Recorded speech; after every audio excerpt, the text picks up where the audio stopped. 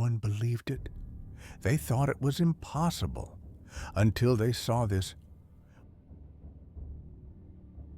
What you're about to hear will change how you see the world. Low, suspenseful strings, faint murmur of a crowd fades in. In the summer of 1905, Paris caged 100 men, women, and children. They were not criminals. They were not animals.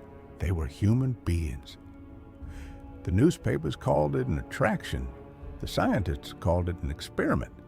And the politicians called it proof of France's greatness. But strip away the polite words, and you will find the truth. This was a human zoo. Part 1. Paris at the height of empire.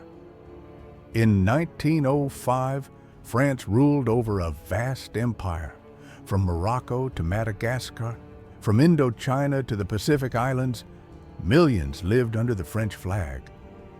But these were not citizens. They had no vote, no representation. They were colonial subjects. And in the heart of Paris, a disturbing trend had taken root. For decades, the city's elite had turned the lives of foreign peoples into public entertainment. They called them ethnological exhibitions. The Jardin d'Acclimatation, once a botanical garden and zoo, began importing not just animals, but people. Nubians from Sudan, Inuit from Greenland, Kanaks from New Caledonia.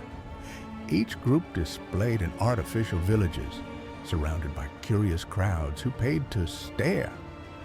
Part 2, planning the 1905 exhibition, 3 to 5. That year, the park's owners and colonial officials planned their boldest show yet, Les Nègres du Soudan, the Negroes of Sudan. The word Sudan in 1905 referred not just to the modern country, but to a vast stretch of West Africa under French control. Today's Mali, Burkina Faso, parts of Niger.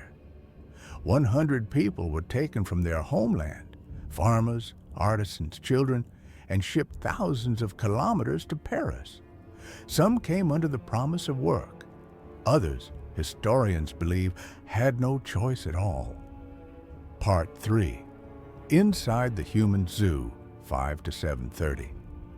Visitors bought their tickets. Inside, they found a carefully staged African village, thatched huts, open fires, live animals.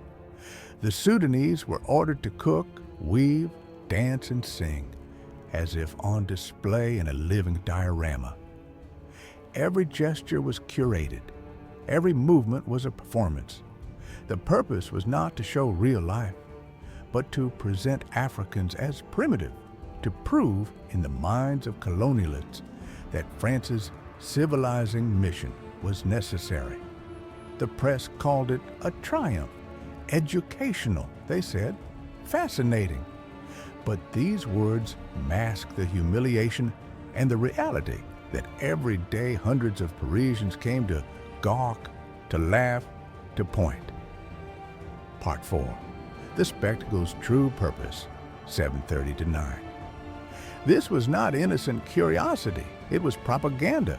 Colonial powers across Europe, France, Belgium, Germany, used human zoos to reinforce the idea that the colonized were backwards, childlike, in need of European control.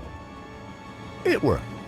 For many visitors, this was their first encounter with Africans, and the memory they took home was carefully engineered to support empire. Part 5, Life Behind the Fence, 9 to 10:30. Life inside was far from the staged smiles. The performers lived in cramped quarters. They were given limited food, no freedom of movement, and were under constant watch. Illness spread easily. Some historians suggest that not all participants made it home alive.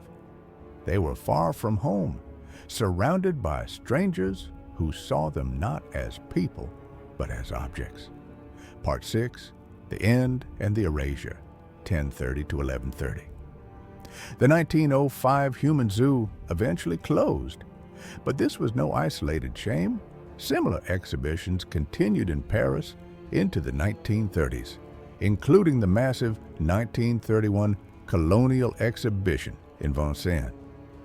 Today, the story of the 1905 Sudanese exhibition is barely mentioned in French history books. For decades, it was forgotten, erased. Closing reflection, time remembers, 11:30 to end. Only a century ago, in the heart of the so-called city,